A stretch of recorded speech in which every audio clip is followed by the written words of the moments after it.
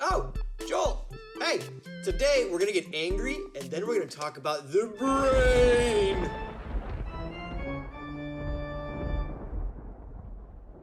Well, first of all, happy Halloween! Woo!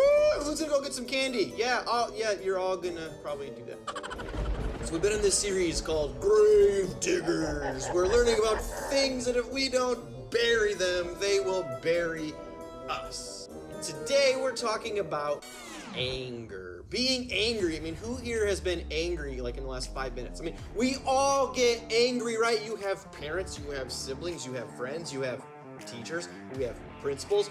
There's just so many people in our lives that there's just no way to not get angry. And here's the tricky part.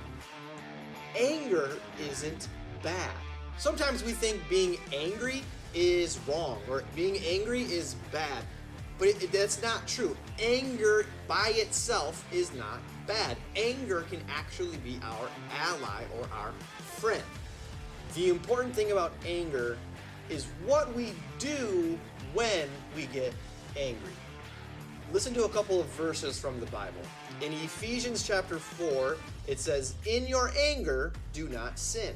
In other words, anger's not bad, but when we're angry, we're more likely to do something hurtful and sin. Listen to this one. The book of James says, "Let every person be quick to hear, slow to speak, slow to anger, for the anger of man does not produce the righteousness of God." It doesn't say don't be angry. It doesn't say anger is bad. It just says be slow to anger, because when we're angry, it's harder to be righteous like God. The book of Proverbs says, "Be angry, but do not sin." Okay, here's some brain stuff so you guys can all act real smart, okay? Imagine this is a picture of your brain. There's this thing right here called the amygdala. Everybody say amygdala. Amygdala. Perfect. What happens to your amygdala when you get angry or when you get triggered, it actually shuts off other parts of your brain. Bing! It shuts off the front parts of your brain, which help you to reason and use logic. When we get angry, our brains literally stop working correctly. And then we can make really poor choices because our brain's not working correctly. Now, this is not an excuse to make bad choices. What this means is we need to figure out when we get angry, when we get triggered by something, how do we get our brain to turn back on? How do we put on self-control? I'm gonna give you two things really quick, all right? The first one is breathe.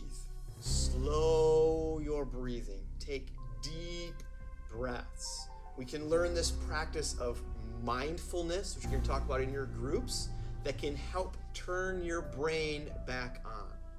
The other one is this thing called empathy, or trying to understand the other person. Because usually when we're angry, it's because someone has made us angry or done something to trigger us. So if we can try and put ourselves in their shoes, we can have empathy and compassion, and that will actually turn our brains back on. There's this thing about anger. It's like a kid in a car. You don't want the kid driving the car. That's going to be unhealthy and hurtful. But you also can't stick the kid in the trunk of the car and forget about it, because then the police are going to come. It's going to be really bad, right? We can't let it drive us. We can't ignore it. We have to ask, what is our anger alerting us to? Breathe. Put yourself in their shoes. Turn your brain back on, and then that will give us the self-control to understand what injustice is our anger alerting us to, and how can we go fight that injustice. To talk more about this, go to your groups. I've already talked too long. Goodbye, Jolt!